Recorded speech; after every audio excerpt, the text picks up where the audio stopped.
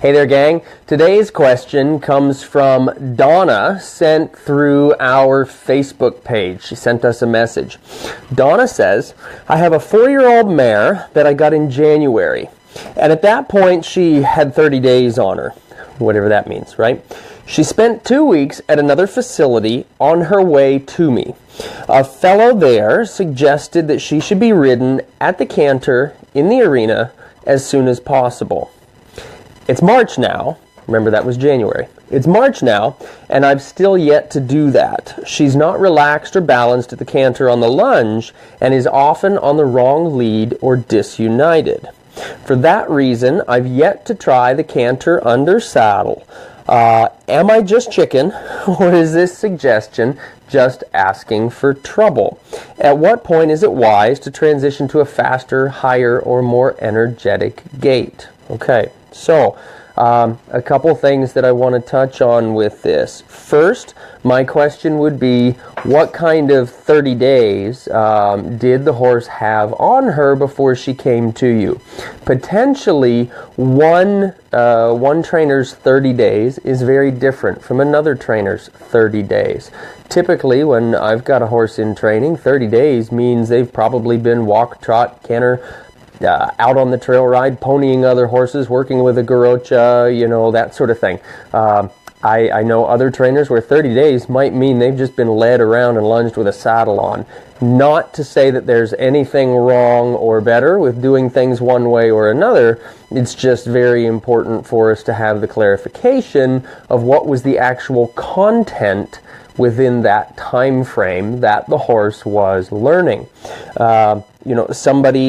This fella tells Donna that she needs to ride the horse at the canter in the arena as soon as possible.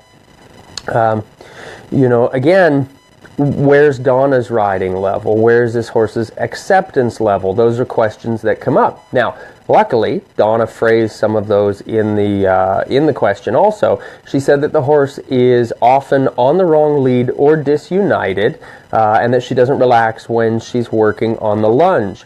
That tells me if a horse is disunited or if a horse is taking the wrong lead on the lunge, that tells me that the horse is thinking about being out away from us rather than in with us on the circle. So that's going to cause a lot of the imbalance. So this is where, Donna, what you need to do, and anybody else, if you have this issue with your horse, what you need to do is focus on gaining more control of the horse's inside hind leg. That inside hind leg is the driver. When a horse is taking the wrong lead, they're driving with the opposite hind leg.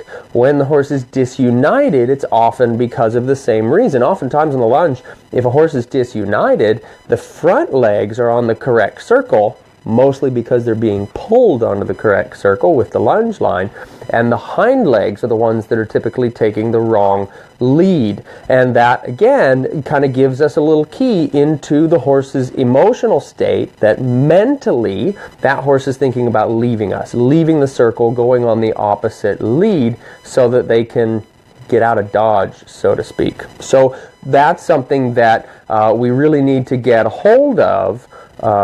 We need to get the control of those hind legs on the lunge so that we can help the horse to relax and to rebalance at the canter.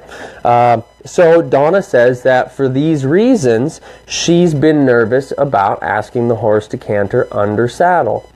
That makes perfect sense. The horse showing you that you don't have any control over the hind legs from the ground, you're sure as hell not going to have that control over the hind legs when you climb into the saddle, and it's crazy to expect that we would. So, Donna, are you just being a chicken? Yes. No, I'm just kidding. You're being smart, all right? So, when you're trying to kind of push yourself and your horse to get to the next level, it's really important to understand, where are you coming from? Where is your horse coming from? Are you confident in helping that horse if all hell breaks loose and they bust in two and they really need help? I don't know. I'm thinking that's probably not going to be the case. Otherwise, you probably wouldn't have sent this question, right? So If you're worried about yourself and your capabilities to help this horse, then you don't need to rush to get into the canter. Wait until you've got better control of those hind legs. You can do a whole lot at the walk and a whole lot at the trot to prepare your horse for the canter before you ever get there. Just because some fella at some point on that horse's journey to you said that the horse needs to be cantering as soon as possible, well, sure, we need to control all of our horse's gaits as soon as possible. But there's a difference between doing it as soon as possible and rushing into trouble. And Donna, I think you're doing the right thing, helping or looking for help to get the horse more relaxed, better balanced, better under control before you get into that canter, before you go rushing into that. So I don't want you to feel like a chicken. Seek help. Seek out a trainer who maybe feels confident, who is able to help that horse to get confident and balanced as well, and allow them to do that, or ask them to help you do that, or find that coach that you can ride with who can talk you through the process so that you get the control of your horse and you get the confidence at the same time. Don't rush into it. As much as I'm a big fan of getting all the gaits as soon as possible, I'm not going to rush into it, okay? That could be hazardous to your health. So, don't listen to anybody else's crap saying that you need to get that horse going sooner. If you're not feeling confident and you're not feeling safe and that horse is not feeling confident or safe, then you're just going to get into a lot more trouble by pushing forward sooner than what you're doing.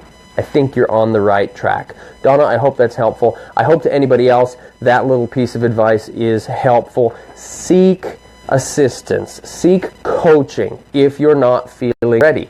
You are your horse's life coach. You are your horse's fitness coach. If you're not sure, if you're not confident, then how are we going to expect them to feel that way? So you need to get the help necessary so that you can be a better coach for your horse. So, question of the day, gang.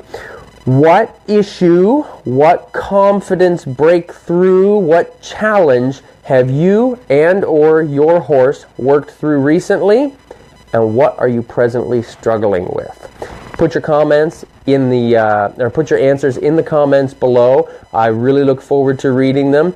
Don't forget, send us some questions also in the comments below. You keep asking questions, I'll keep answering them. Thanks so much, gang.